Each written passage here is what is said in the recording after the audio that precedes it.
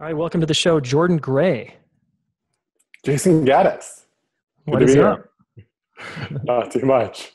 Cool. I'm really glad you're here, man. It's good to see you again, and I'm psyched to grill you about relationships and men and entrepreneurs, and so I'm really fired up for this conversation.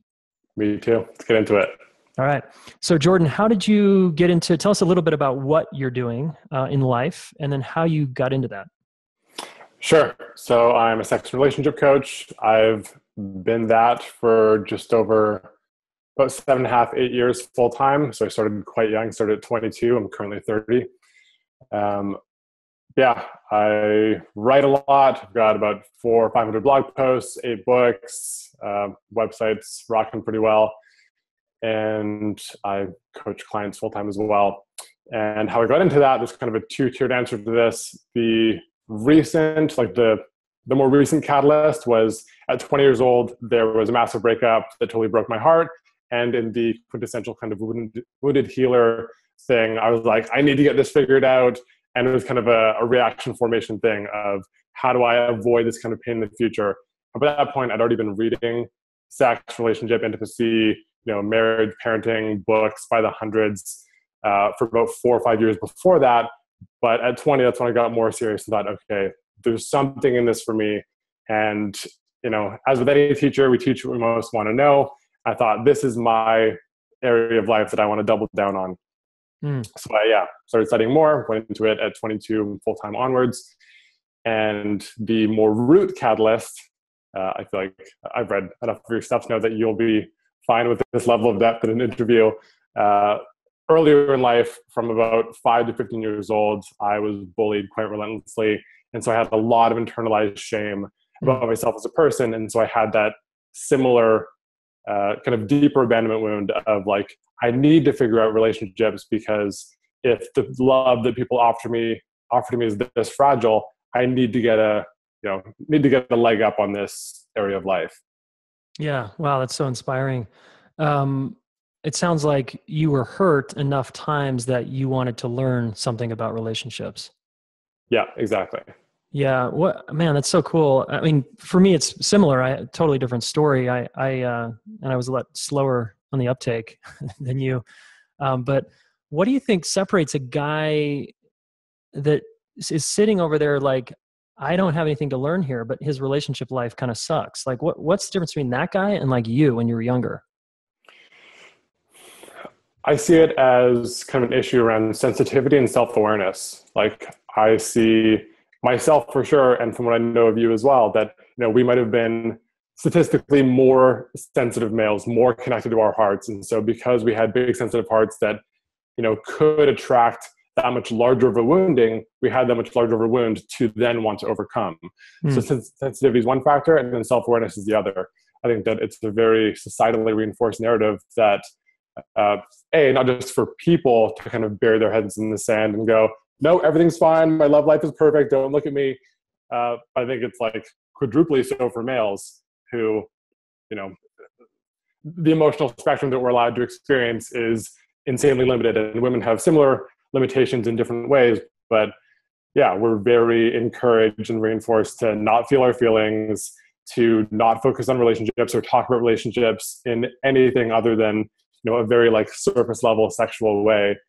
So there's a lot of societal conditioning that gets wrapped into how males experience that. Yeah, you're right on. In my experience, totally.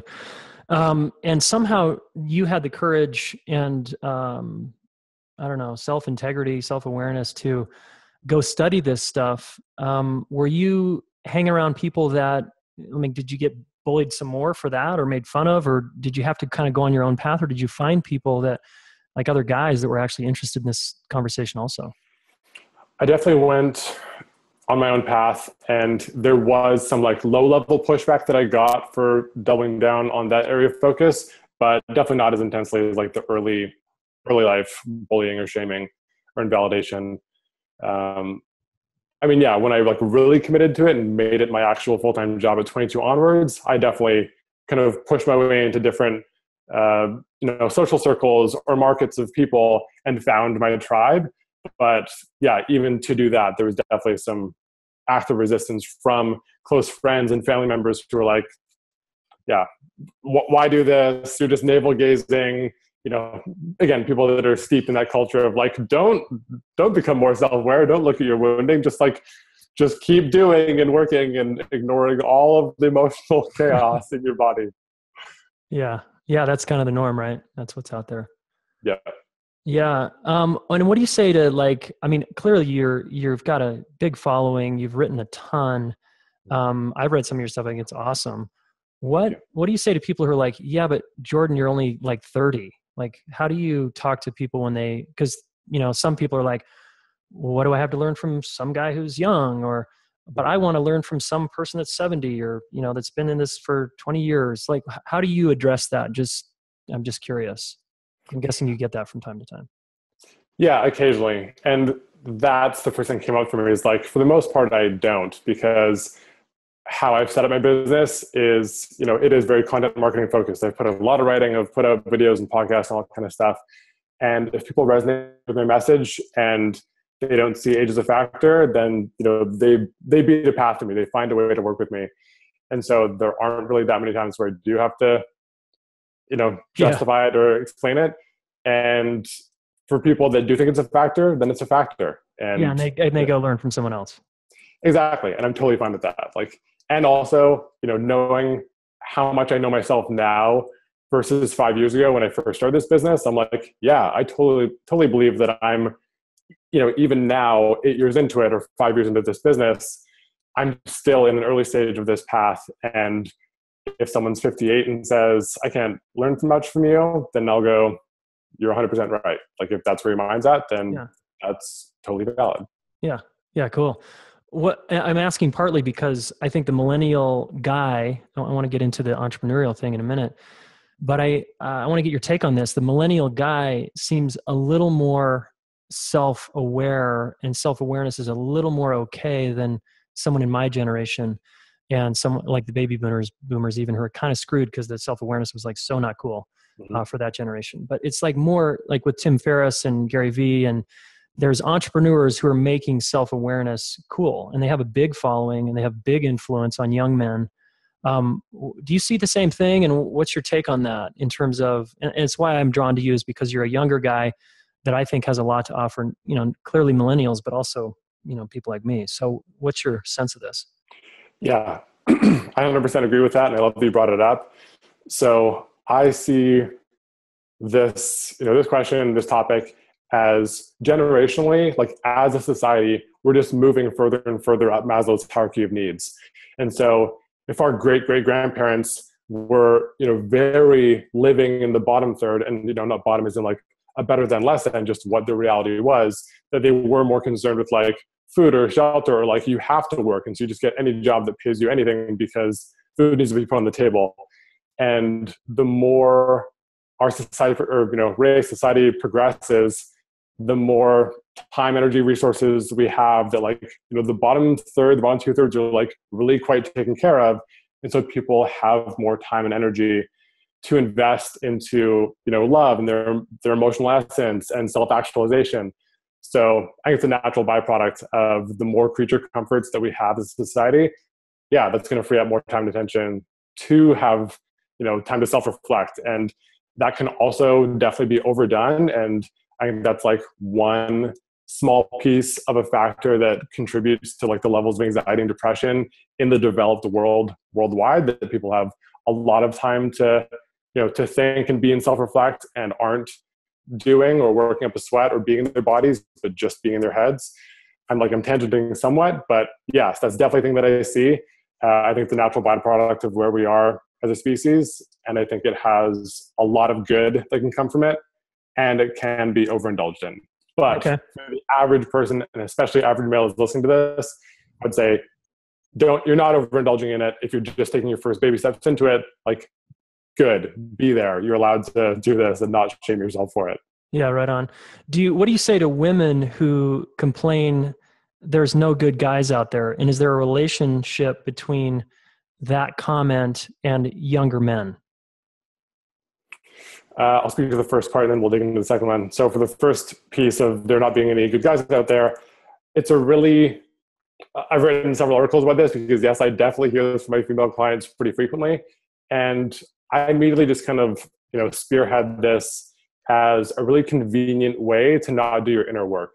Because if there's no, to use a polarizing term, if there's no trophy at the finish line to work for, then, why put it in the work? And yeah, I think it's a cop out 9 times out of 10. And by not believing that it exists, then why would you self-reflect? Why would you put in any action steps, like actually take responsibility for how you're showing up in your life? And so tying it to the new generation thing, what do you mean by that in terms of how that? I'm just wondering, like, would one response be, we'll just date a younger guy because he's more self-aware and he's like a better guy? I mean, there's pros and cons because obviously, like the newer model, the quintessential sensitive new age guy, just because they're millennial and they've had more time to self-reflect, doesn't mean that they've really used their time or, become that much more self-aware or built a life that they're proud of, just because of their birth year. Because, I know, and, in our overlapping social circles, we both know men in their 40s and 50s who've done a similar amount of work. Like, yes, there can be some correlation with age and generational influence, of course, because if you're currently 60 years old, you're going to have had, many more barriers to entry of allowing yourself to go to a men's retreat, like just as one example, versus somebody who's currently 25 and is very steep in that culture of acceptance of, like, be with your brothers and, tap into your inner beast and whatever that looks like for them. Yeah. Nice. Cool. You work with a lot of entrepreneurs, and those are typically high achieving guys that like to push themselves, work a lot.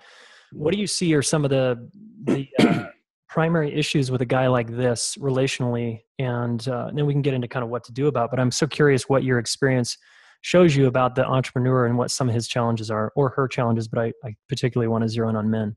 For sure. Yeah, there's a few common things that come up. The first one is because these largely male clients of mine have this like optimizer mindset, there's a lot of pressure that they put on themselves for basically having like the highest ROI relationship of, am I really getting the best partner possible? Like, and they often see it as a very transactional thing. And, in Barry Schwartz's The Paradox of Choice, he talks about this concept of maximizers versus satisficers. Someone that like wants like the best possible result versus someone else who just says, here's what I actually want. Here's like the core of what I'm looking for. And when those needs are met, then everything else is just, a bonus, or everything else is gravy. Yeah. And so that's one factor, is this constant, like more neurotic than normal sense of like, am I really getting like the best partner possible? Like, sure, I've found 95%, but is there a 98%? Uh-huh. Yeah, so totally. They're more prone to the wandering eye and self-doubt, and they can have a lot of tension around, is this the right relationship for me or not? Which I can speak to the kind of solution to reframe in a bit. Another thing is there's a surprising amount of sexual dysfunction because these guys do so well in their work life, in their businesses, and their careers, because they exercise a high degree of control. Control is the same thing that hinders them in their sex lives, because sex lives and love lives, but I think more immediately, like the symptom that guys are aware of really quickly is, erectile dysfunction or performance anxiety, because they're putting so much pressure on themselves to perform flawlessly. They're in their heads, they're not in their bodies. And so that's understandably going to affect their sex lives negatively. Yeah, totally. And what about is a guy that works 70 hours a week, can a guy like that have a successful relationship? Yes, if he is willing, and this is like a big if for a lot of people, if he's willing to treat his relationship, like have his relationship to relationships be different than his relationship to his work life. Because that is one of the biggest things, that they bring this crossover of, I'm successful in this realm in this way. If I just copy and paste and use it in here, how would this not work? And as life will do, these guys, their egos get humbled massively because big time. Because this is, it's so common for entrepreneurs to be risk tolerant in their businesses. and completely risk averse in intimacy, which again is just a symptom of not letting go of control. Yeah. Yeah. And it seems like there's a fair amount of fear in there, wouldn't you say, if there's control?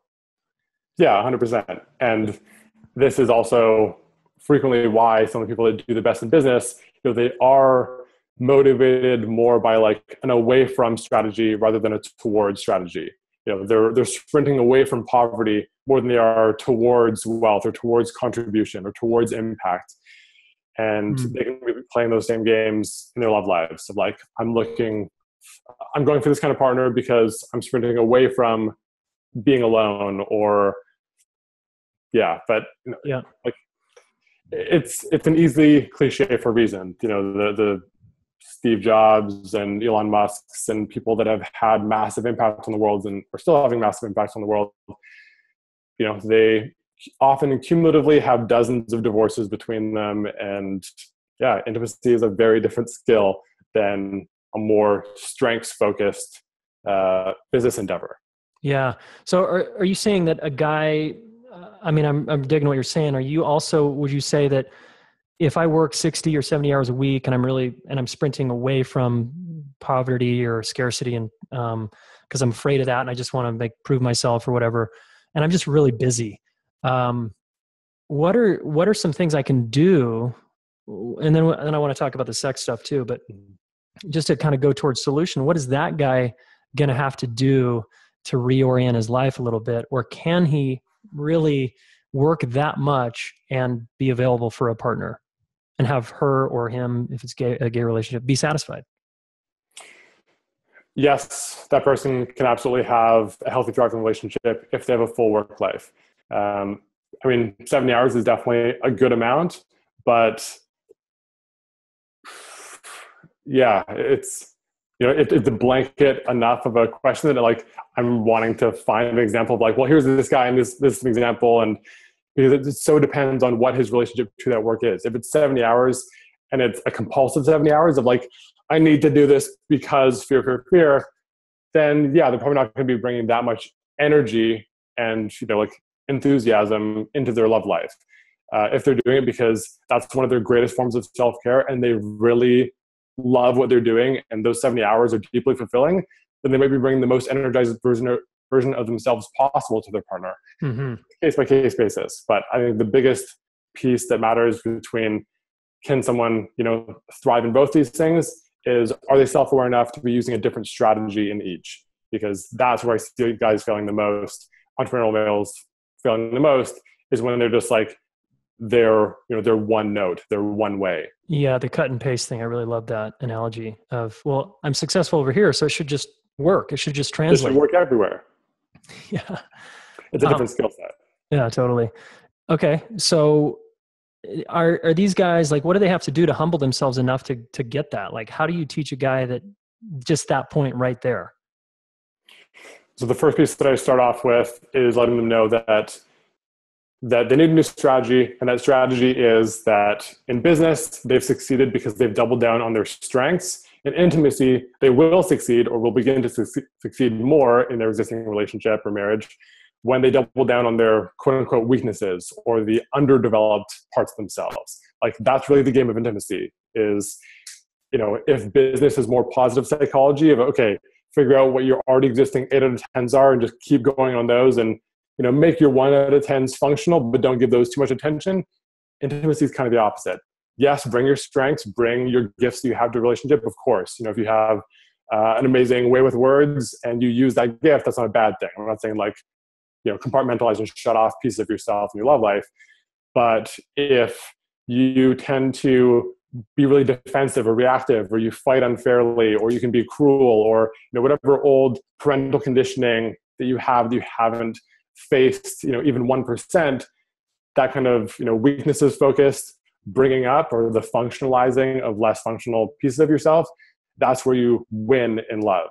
And so generally just like framing that as, hey, there's a new equation, and now that you have this strategy, there's a thing to use. That kind of gives them some sense of safety of, okay, I'm not just like going to be desperately screwed forever and the strategy hasn't been working, and so I'm just bad at love, or I'm just bad at relationships, or entrepreneurs can't stay in sustainable marriages or whatever story their ego starts to pile on top of them.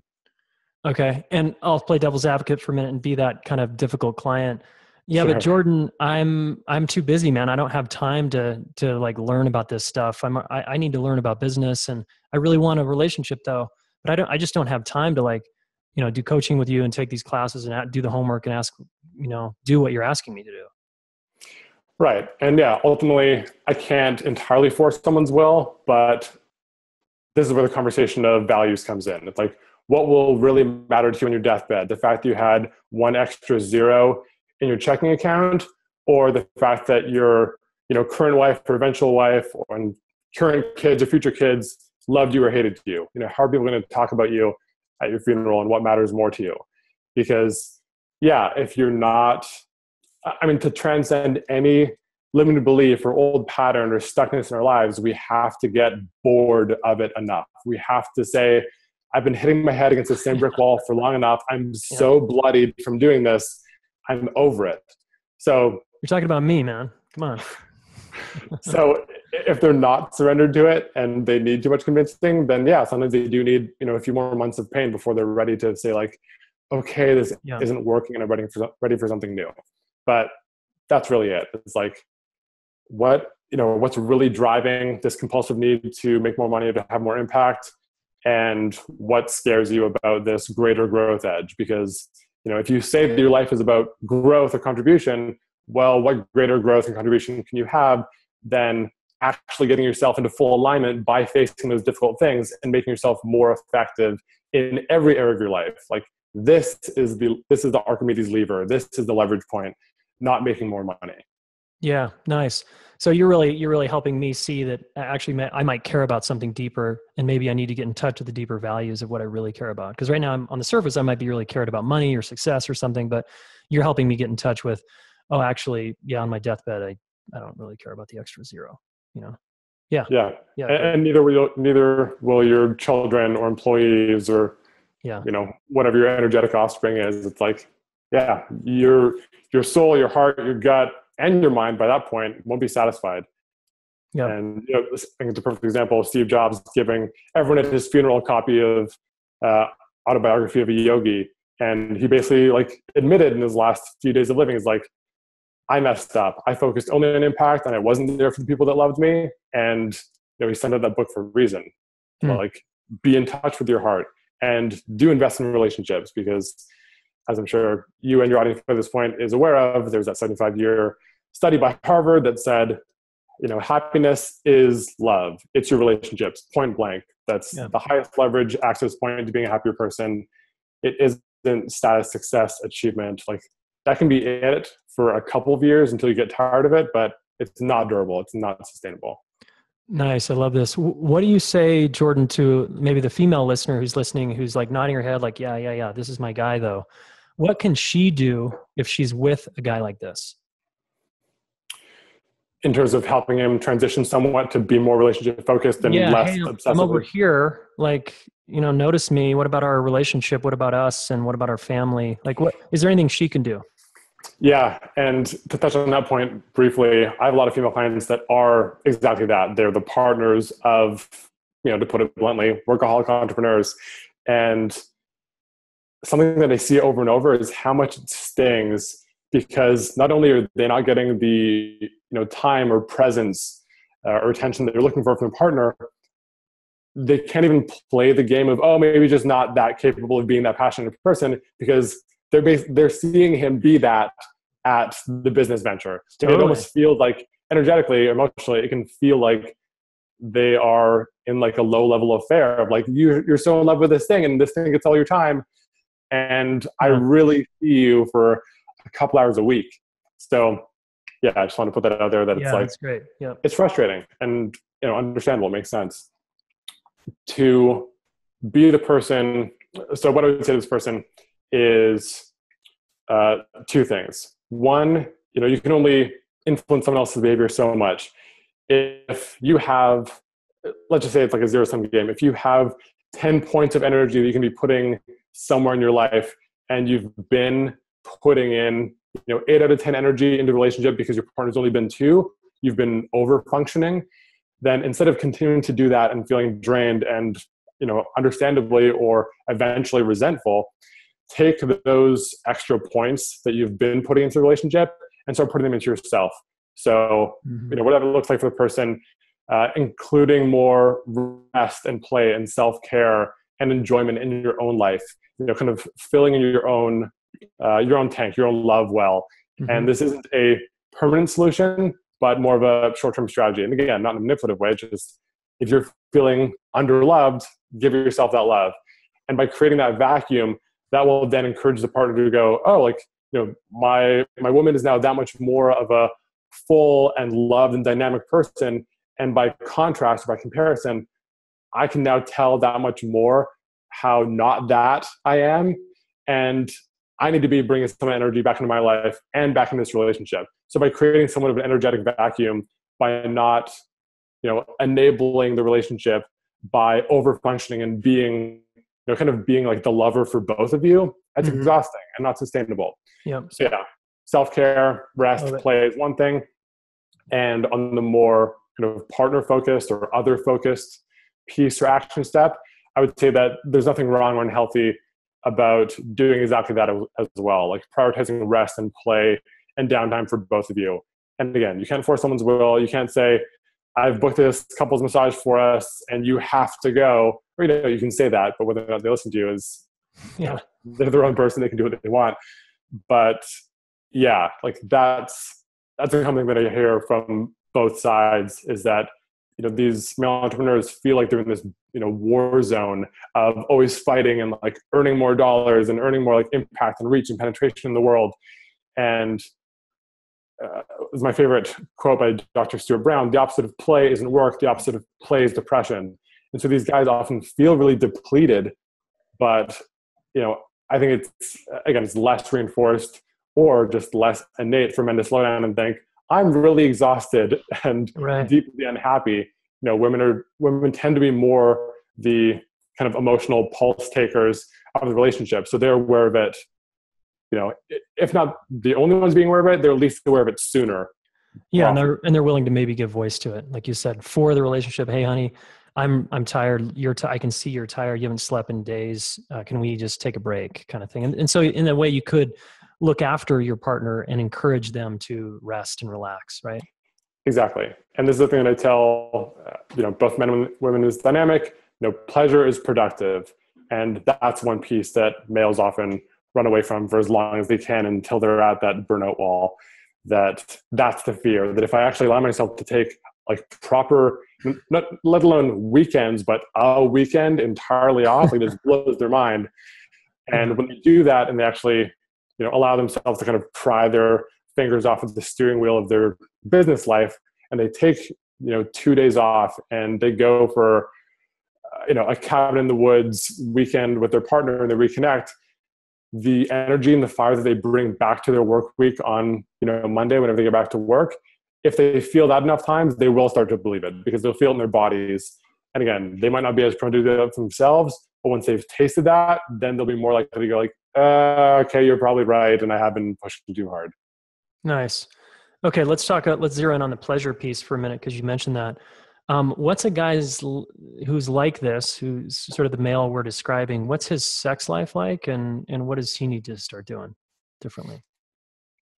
So similar to his relationship to his work life and how his work life is functioning, these guys, this kind of archetype, these males, their sex life is either like performing flawlessly and it's 10 out of 10 and really great, again, flawlessly by their compulsive perfectionistic standards, in terms of I get hard right away and I last, I press the clock really well because I last for an hour or several hours, and she has 9 orgasms.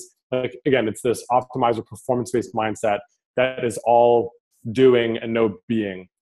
So it's either that, or if the pressure becomes great enough, or their stress starts to win out, then the pendulum swings into the kind of other realm and it drops, and sexual dysfunction starts to come in because their bodies are essentially retaliating. Their bodies haven't been listened to, and so they're understandably resentful and frustrated with the caretaker of that body. And so it starts to shut down, and the penis is like a barometer of how enthusiastic we are in our lives, how awake we are in our lives, but also how much we're taking care of ourselves. Mm-hmm. So in like brass tacks, symptomatic stuff, erectile dysfunction, premature ejaculation, all the things that millions of men Google per day of how do I not have this thing happen? Those are all very common symptoms of what that sexual dysfunction looks like. And they're all stemming from that need for control or performance. Yeah. Yeah. Great. And so if I'm this guy, I might also just go take Viagra because I want to get back on the horse and perform well. Exactly. But so we might be talking to someone a little smarter than that because that's not a good long-term solution. And it does definitely happen. Yeah. But it doesn't get at the like core issue, right? So what, right. if he's not going to do that solution, what can a guy like this do? Let's say I'm having some sexual challenges and that has me want to now avoid sex, right? And just work more. So right. what could I start doing if I'm that guy? Several things. The first one is, and I like to push people into the hardest thing first because, it's the furthest upstream domino that will have the biggest effect, the biggest result. You have to name it directly. You have to name the elephant in the room and talk about it with your partner. Because if it's this thing that you're like, ooh, what a shameful thing, and this shouldn't be happening, I have to keep it to myself because otherwise my partner will see me as not performing flawlessly, and this will mean this, and love will be taken away, or whatever the fear, ego starts kicking up for us. So having a direct conversation of, and again, it almost doesn't need to be said because your partner has probably already been aware of it for days or weeks or months. Yeah. But in the addiction traditions, there's this concept of we're only as sick as our secrets. And so by not naming it, it will inevitably have more power over you. So I think the first thing we do is have a conversation and make it a team project. And by that, I don't mean, make it your partner's responsibility and say, you have to fix this for me. I don't think that's the kind of person that is listening or watching to this, but just to name it. So yeah, name it out loud, have a conversation, make it a kind of team project. The second step would be very similar to going from compulsive workaholism to, quote unquote, more balanced life. I don't believe in work-life balance, but, a less just one thing life. Allowing time for spaciousness and rest and downtime and play and things that aren't just work, because nothing exists in a vacuum. All these things are interrelated, and if the mindset causes problems in one area of your life, it's likely the exact same piece of you that's doing that same thing in every piece of your life. So, and our libido is the first thing to go when we're stressed, for males and females. When we're stressed, evolutionarily, our body just go, oh, this isn't the time for you to procreate. Let's shut that system down because that is not your first and foremost priority. You need to, be hunting and gathering and sleeping and existing before you're raising successful offspring. So allowing for rest, playfulness, and then the third piece, which, any one of these could be the first chronologically, but this is just a good general reframe of what sex is, because this is a lot of the mindset level of what caused these problems in the first place. These men have a relationship to sex as sex is something that I do. It's something that I perform well in. It's human doing as opposed to human being. And so just slowing down for a second and acknowledging that sex first and foremost is about feeling and being way before it's about doing, that takes off the pressure of, oh, but if it's about feeling and being, then, what happens to my sexual performance? Like, exactly. You like go over it being a performance. It's not like a choreographed dance that you go and, get 10 out of 10 on from the judges. It's a thing that you do slow down on and connect with your partner. And if that means that you don't get, any, like even 5 seconds of an erection for the next 3 times that you and your partner are sexually engaged because you have that in your head as you're trying to like reframe your relationship to sexuality, there's no failing there. That's fine. It's, if you're there and you're connected with your body and you're not just in your head and trying to do, that's going to start to kind of hack away at that mindset that created all those problems in the first place. Yeah. And I'm guessing to the woman, this is going to be more attractive, right? If he starts showing up as being versus doing, that's going to open up a whole new way of relating together. Totally. Yeah. Because, women energetically sense, or any sexual partner can sense, that if you're in a performance mindset, then you're both going to inevitably be in your heads, because I think no matter what level of emotional intelligence people have, especially in a sexual context, they just mirror each other exactly where they're at. So if one Mm-hmm. partner is, I'm in my head and I'm doing, and I like need to make you squirt, otherwise I'm a failure as a sexual partner, then that's going to be, felt and mirrored back in the partner. Versus if you say, okay, I'm allowing myself to feel and to drop into my body, then the natural byproduct of that will be a present partner.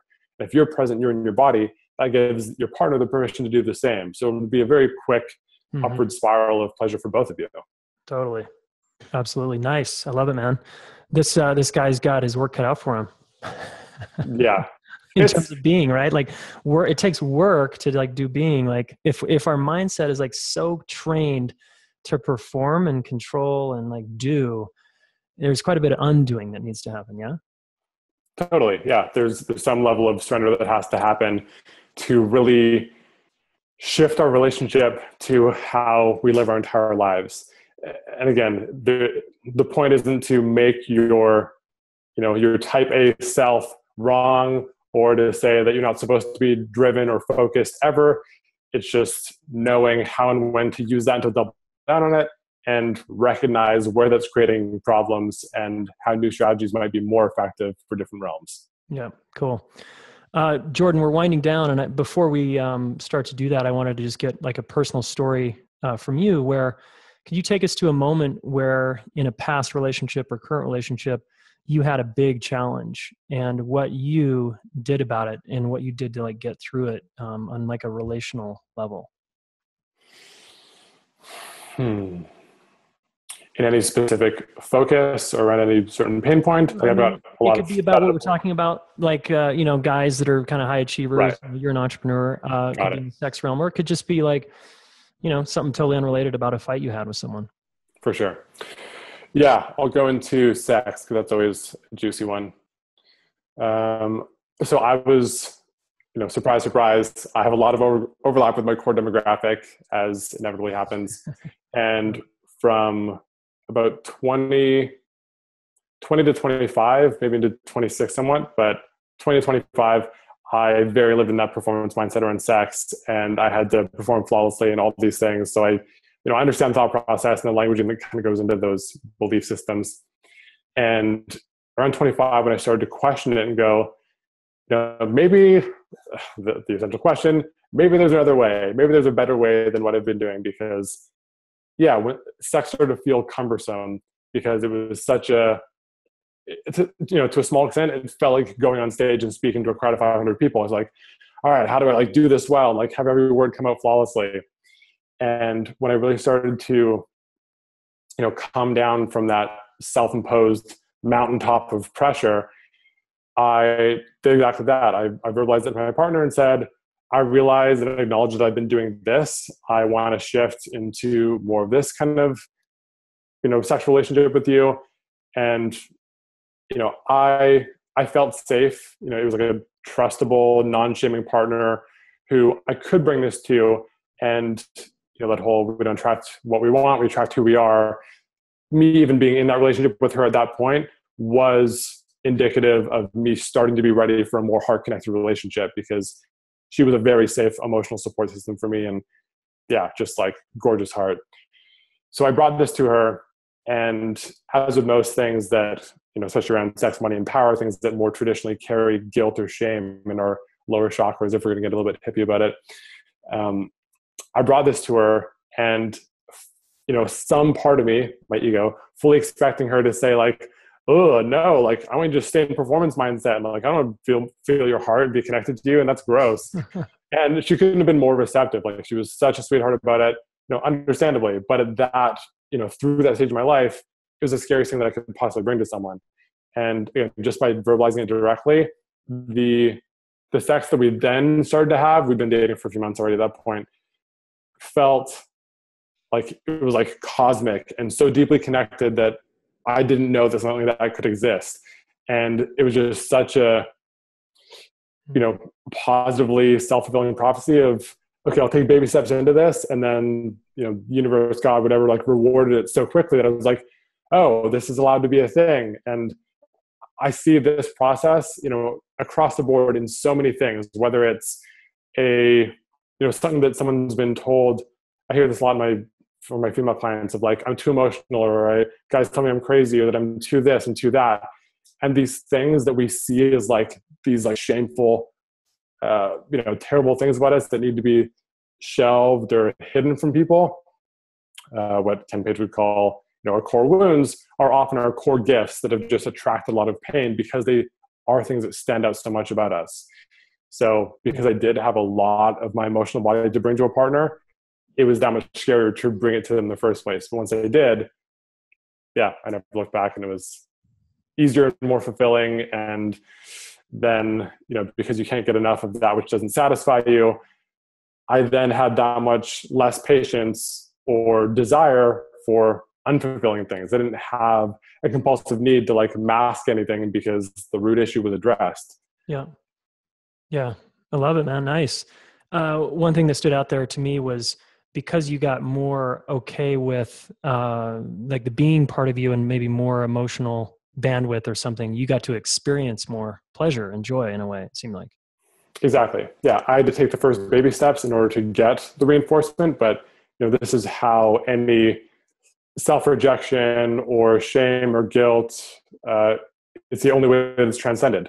That we bring this kind of softer, more like nerve-wracking, reluctant part of ourselves to someone who's trusted and non-shaming and has good enough intentions. You say, here's this thing about me, and they go, cool, I love it. Like, that's what healing is. That's what intimacy is. And so circling back to the entrepreneurs doubling down on strengths in business versus weaknesses, or parts that need more self-acceptance or more love, that's the entire name of the game. Is you do that, you get the feedback, it heals, you're a more powerful person in the world, everyone wins.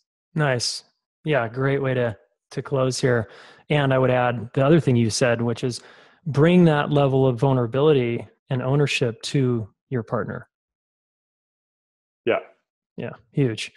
All right, cool. Well, we've narrowed in on, one particular archetype, like high achieving males, dating a woman, so kind of heterosexual dynamic.